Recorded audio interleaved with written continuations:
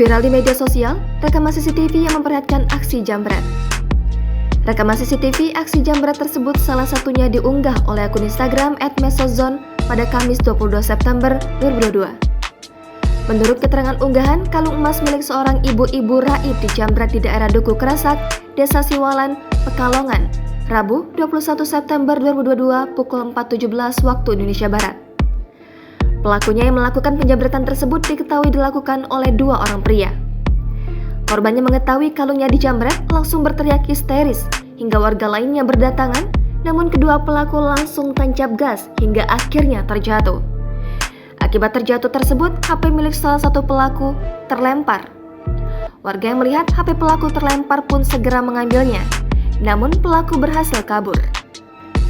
Dengan menggunakan HP milik pelaku, warga akhirnya menjebak korban dengan cara menelpon istri pelaku dan mengatakan bahwa suaminya mengalami kecelakaan di daerah tersebut.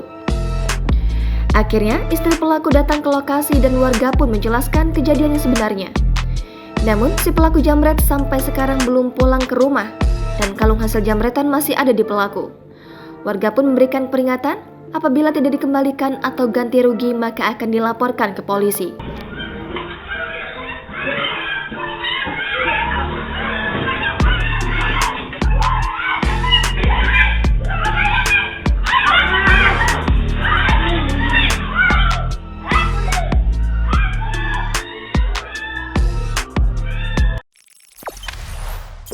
Jangan lupa subscribe, share, komen, dan like ya.